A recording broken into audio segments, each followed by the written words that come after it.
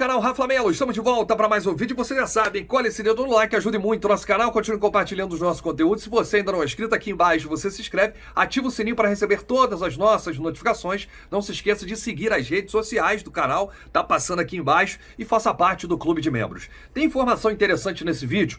Você, torcedor, que está querendo saber aí em relação à reunião, o acordo, a proposta, será que vai ter transmissão da Globo? Você vai ficar sabendo da última atualização entre Flamengo e Globo. Vamos falar da CPI do Ninho. Aconteceu hoje na Alerj, Assembleia Legislativa do Estado do Rio de Janeiro, e vamos trazer aqui a informação para o torcedor rubro-negro. Mas antes, deixa eu atualizar aqui. Mais de 58 mil ingressos já foram vendidos para amanhã. Última rodada da Taça Guanabara, Maracanã, 18 horas, Flamengo e Madureira. Somente os setores Maracanã Mais e Leste Mais estão disponíveis. Vai lotar, Flamengo vai quebrar mais um recorde, e uma vitória simples classifica o Mengão para as semifinais da Taça Guanabara. E como ficariam as semifinais? Vai ter transmissão, a Globo vai realizar uma proposta, vai ter jogo pontual do Flamengo. O torcedor quer saber, quer respostas. E eu trago uma atualização em relação a Flamengo e Globo. A Globo estuda realizar realmente uma proposta depois do jogo de amanhã. O Flamengo se classificando para a semifinal, a Globo vai realizar uma proposta pontual para transmitir o jogo do Flamengo. Isso aí não é novidade para ninguém, a gente já trouxe isso durante a semana. A novidade é a seguinte: eu conversei com o Gustavo Oliveira, vice de comunicação do clube, que está negociando diretamente com a Globo. Ele disse que até agora não chegou nenhuma proposta, mas a atualização que eu trago é a seguinte, torcedor: o Flamengo está irredutível. Para o Flamengo, não interessa uma proposta pontual. Não interessa a Globo transmitir apenas a semifinal e a final da Taça Guanabara, ou a final do Campeonato Carioca. O Flamengo quer um contrato longo, ou seja, o Gustavo Oliveira não está muito flexível a aceitar o acordo aí por partidas avulsas, partidas pontuais, que é o que a Globo quer, né? Por quê? A Globo, ela sofreu muito, perdeu muita audiência em relação a esse campeonato carioca, comparado ao campeonato de 2019.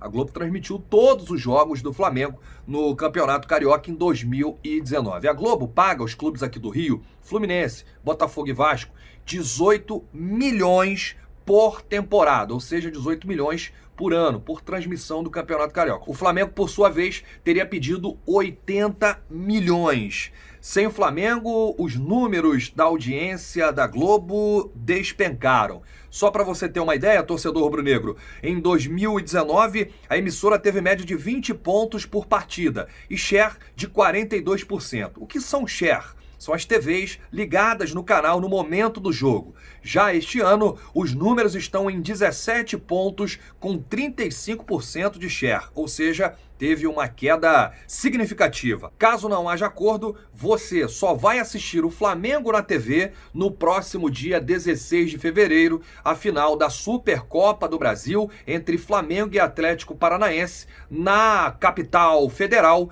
Mané Garrincha, Brasília, 11 horas da manhã. Então, a informação que eu trago não é uma notícia boa para aqueles que querem a qualquer custo assistir o Flamengo na TV, mas é uma excelente notícia para aqueles que estão do lado do clube, né? Mesmo querendo ver o time em campo pela TV, os torcedores off-Rio, os torcedores de longe, né, do Rio de Janeiro, que não podem comparecer ao Maracanã, esses torcedores estão chateados por não assistir o time na tela da TV, mas estão ao lado do clube, apoiando o Flamengo a qualquer custo. E o Flamengo não vai se sujeitar a qualquer miséria da TV Globo para transmissão pontual dos seus jogos. Então, eu ouvi a palavra de Gustavo Oliveira, que está irredutível, a não ser que a Globo faça uma proposta surreal, milhões e milhões para transmitir semifinal e final da Taça Guanabara. Tirando isso, vai continuar na mesma, o Flamengo não vai aceitar a transmissão, o que agrada muitos torcedores, como eu falei, repito, estão aí ao lado do clube apoiando.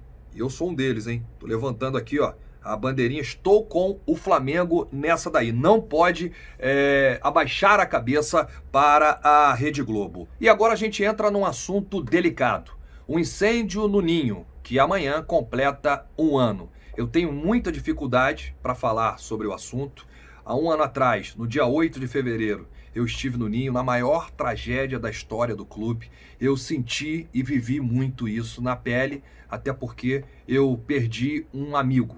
O Samuel, que esteve entre as vítimas do Sub-17, meu vizinho, meu amigo, sou amigo da família, converso com a família até hoje, mas eu confesso aos senhores que esse assunto me derruba. Eu não consigo realmente falar sobre isso, mas é preciso. O que eu cobro aqui ao Flamengo é justiça. Eu cobro uma velocidade também em toda essa questão, até porque parte da mídia adora fazer circo com isso. Hoje eu vi a política interferindo nisso. Por quê? Por que os políticos têm que vir a público interferir? Isso é um assunto do clube, é um assunto das famílias, é um assunto da polícia e é um assunto da justiça. A política entra onde aí? Isso que eu queria saber. Enfim, eu não vou aqui ficar falando sobre isso porque vai render muito e o assunto principal é trazer para o torcedor rubro-negro o que rolou nessa CPI nos grandes incêndios do Rio de Janeiro. Não era só o incêndio do Ninho. Englobava todos, inclusive o incêndio no Hospital Badim, na Tijuca. Problemas na comunicação do clube entre a gestão atual e a antiga gestão. Para você ter uma ideia, ao todo 7 dirigentes foram convocados a prestarem esclarecimentos, mas apenas o ex-presidente Eduardo Bandeira de Mello confirmou. O atual presidente, Rodolfo Landim, não compareceu e enviou em seu lugar o diretor jurídico do clube, Antônio Panza. Além do Panza, Reinaldo Belotti, CEO do Flamengo, também compareceu. Eu trago até aqui uma opinião sobre aquela entrevista na Flá TV, uma entrevista gravada do Flamengo. Eu falava que deveria ser aberta, uma coletiva de imprensa com jornalistas sérios para perguntar e o Flamengo vir a público esclarecer. Eu até não entendi por que o presidente Rodolfo Landim, as pessoas que foram convocadas para estarem nessa CPI não foram. Queria uma explicação. Dá mais munição para parte da imprensa, para o pessoal ficar falando, Tem que ir, tem que falar. O ex-presidente Eduardo Bandeira de Mello se colocou à disposição para esclarecimentos. Vamos ouvir o ex-presidente Eduardo Bandeira de Mello. 2 vezes, para o Ministério Público, voltou para a Secretaria de Segurança e eu estou aguardando, Não houve fato novo nenhum, até porque não houve novo relatório. Simplesmente existe aquele relatório lá atrás que vai ser analisado pelo promotor, e inclusive levando-se em consideração os outros fatos. Ele pediu novas averiguações, os advogados das partes fizeram alegações, tudo vai ser avaliado e eu confio no trabalho dele. Você foi perguntado até aqui, quem é o culpado, e aí você respondeu que as autoridades têm que apontar para eles que falassem sobre isso. Exatamente. Eu não tenho condições de dizer quem é o culpado. Eu acho que as autoridades estão aí para isso e a gente tem que confiar nela. Aí a declaração do ex-presidente Eduardo Bandeira de Mello. Mauro Santana, eu sempre agradeço. Esse jornalista da melhor qualidade, um cara sério, um cara muito competente e que sempre está disposto a ajudar o canal Raflamelo. O Mauro esteve na CPI durante toda a sessão e vai trazer as últimas informações do que aconteceu nessa CPI. Fala comigo, Mauro! Fala, Rafa, beleza? Forte abraço a você e a toda a galera que está acompanhando a gente aqui através do seu canal. Olha, estamos falando aqui diretamente do Palácio Tiradentes, na região central do Rio de Janeiro, sede da Assembleia Legislativa do Estado, onde terminou agora há pouco, a CPI dos incêndios, que apura os incêndios de grande proporção que aconteceram nos últimos anos aqui na cidade e também no estado, conforme aconteceu com o incêndio do Hospital Badim, na Tijuca, também o incêndio do Museu Nacional em São Cristóvão, na região portuária da cidade e, logicamente, não poderia passar em branco o incêndio do Ninho do Urubu, que neste sábado completa um ano. Estiveram presentes aqui o ex-presidente do Flamengo, Eduardo Bandeira de Mello, o atual CEO do Flamengo, Reinaldo Belotti, além do diretor jurídico do Flamengo, Antônio Panza, e um dos advogados do clube, doutor William de Oliveira.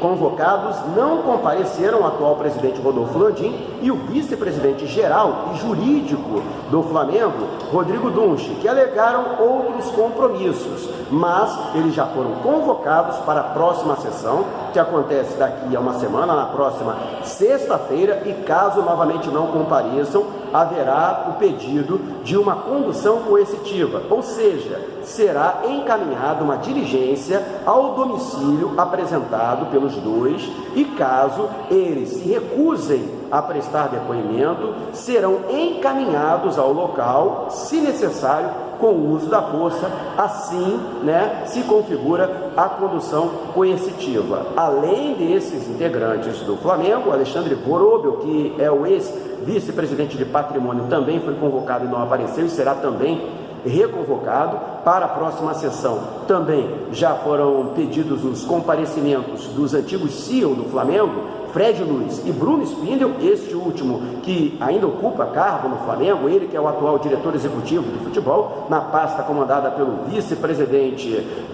Marcos Braz.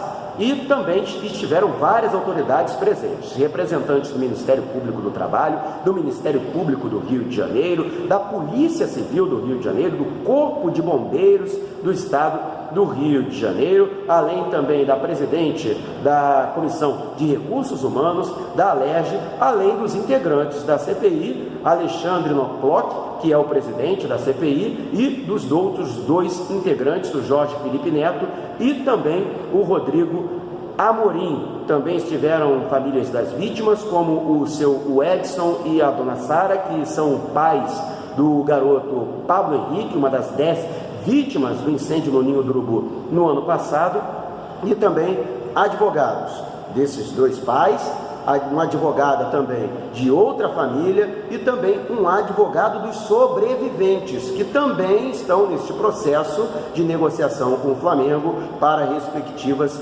indenizações. Apesar da situação reiterada do Flamengo, de que vem prestando estrutura, que vem prestando todo um respaldo, os advogados e também os próprios pais negaram que isso tenha acontecido ou que estejam sendo procurados pelo Flamengo. E mais, que o próprio Flamengo não tem sequer aberto conversa para negociações, embora o próprio clube tenha exposto que das 10 vítimas já fez acordos com famílias das 3 e mais o pai de uma das vítimas, ainda faltando negociar com a mãe, que preferiu ir para a justiça comum. Mas olha, houve situações que podem prejudicar o Flamengo, inclusive no laudo pericial ficou provado, por exemplo, que o material utilizado era altamente inflamável e ainda que havia situações que comprometeriam a segurança, como por exemplo portas de correr que eram utilizadas para o acesso aos dormitórios, o que não é recomendável pelo Ministério Público do Trabalho, e sim portas que abrem para fora. E uma dessas portas, segundo inclusive o laudo pericial do Instituto de Criminalística Carlos Éboli, é que uma das portas, por conta do incêndio das altas temperaturas, ela inchou, emperrando e impedindo que os garotos que estavam em um dos quartos pudessem sair. Eles tentaram sair pela janela, mas sem sucesso, e 3 deles acabaram se tornando umas das 10 vítimas fatais. Beleza, Rafa? Agradeço enormemente aí esse espaço aberto, peço que a galera que puder dê aquela moral também para o meu canal, o canal do Mauro Santana. Você sabe, podendo, logicamente, eu vou contribuir sempre que possível para o seu canal. Tamo junto, hein, Rafa? Valeu, meu amigo Mauro Santana, sempre muito solícito aqui com a equipe do canal Rafa Mello. Um grande abraço. Se inscrevam no canal do Mauro Santana, um cara verdadeiro, um cara competentíssimo, narrador, repórter. O Mauro é tudo. Um grande abraço para você, Mauro. As torcidas organizadas do Flamengo estão decididas a fazer várias homenagens na partida de amanhã. ficou decidido que as torcidas vão ficar em silêncio nos 10 primeiros minutos amanhã no Maracanã. Depois, quando o relógio bater 10 minutos, aí a torcida vai começar a cantar para os 10 meninos do Ninho. Eu não vou conseguir segurar, eu tenho certeza que vai ser muito, muito, muito emocionante. O Maracanã calado até os 10 primeiros minutos, e aí depois explode com as homenagens, os cânticos para os 10, eles merecem muito mais. O elenco do Flamengo não se concentrou hoje à noite. O que sempre acontece quando o time joga no sábado, se concentra na sexta-noite no CT Jorge Elal, Ninho do Urubu, os jogadores dormem por lá. Hoje foi diferente, eles foram liberados para as suas casas e vão comparecer amanhã ao Ninho. Concentração começa 9 da manhã. O Flamengo, inclusive, desmarcou um jogo treino que aconteceria amanhã pelo Sub-20 e amanhã completa um ano da tragédia do Ninho. A atividade ocorrerá no domingo. A assessoria do clube disse que foi uma opção técnica, mas o Barra, que é o adversário, ouviu do Flamengo que é uma data delicada. Um grande abraço a todos. Saudações rubro-negras. Deixe seu like, ajude muito. Amanhã a gente volta falando sobre tudo. As homenagens, o jogo, a última rodada da Taça Guanabara. Saudações rubro-negras. Isso aqui é Flamengo.